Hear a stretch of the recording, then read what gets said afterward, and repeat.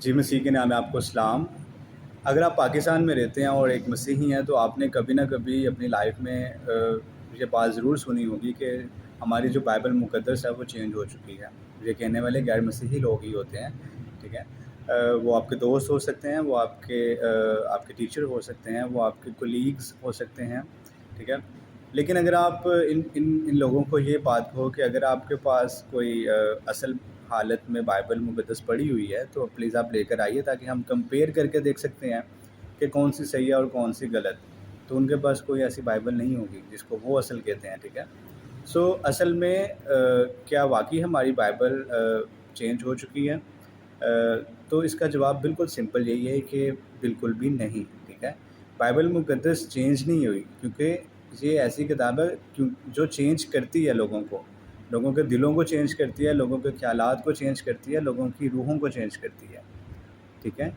تو باقی رہی بات جو ایسا کہتے ہیں کہ بائبل مقدس چینج ہو چکی ہے، تو انہوں نے کبھی بائبل مقدس کو ہاتھ میں پکڑ کر نہیں دیکھا۔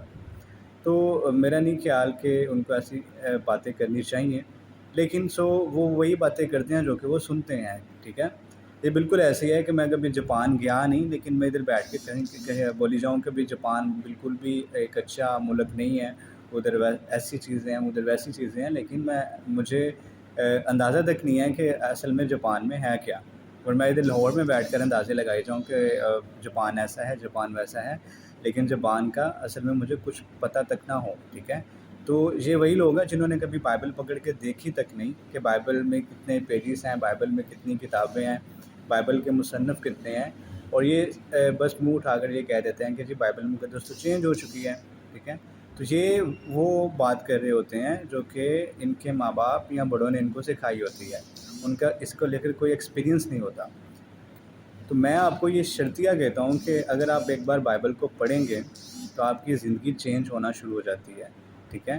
اسی وجہ سے ان کو بائبل سے دور رکھا جاتا ہے اور ایسی غلط فہمیاں ان کو سکھائی یا بتائی جاتی ہیں تاکہ یہ بائبل سے زیادہ دور رہیں اور بائبل تک ان کی رسائی تک نہ ہو سکے۔ رسائی تو ممکن ہو سکے لیکن ان کا انٹرسٹ پیدا نہ ہو بائبل کو پڑھنے کا، کیونکہ یہ بات بالکل کلیئر ہے کہ ایک بار انہوں نے بائبل پڑھنا شروع کر دی تو پھر وہ بائبل کو پڑھنا بند نہیں کریں گے کبھی بھی، ٹھیک ہے۔ ان کو جو دلی سکون ملے گا، ان کو جو لائف میں چینجز آنا شروع ہو جائیں گی، تو ان کو آپ کہیں گے بھی کہ ایک بائبل چھوڑ دو تو وہ بائبل کو چھوڑ نہیں سکیں گے۔